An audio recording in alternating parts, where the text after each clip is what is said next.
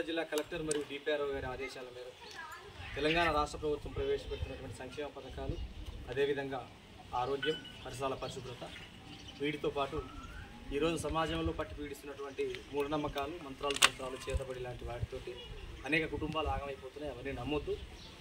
పల్లె సాంప్రదాయాలుగా చూడాలి, కానీ వాటి ముసుగులో జీవితాలను ఆగం చేసుకోవద్దని కోరుకుంటూ మూఢనమ్మకాల పైన ఇప్పుడు ఒక పాట. నమ్మొద్దు నమ్మొద్దు మూఢనమ్మకాలు, ఆ నమ్మకాలు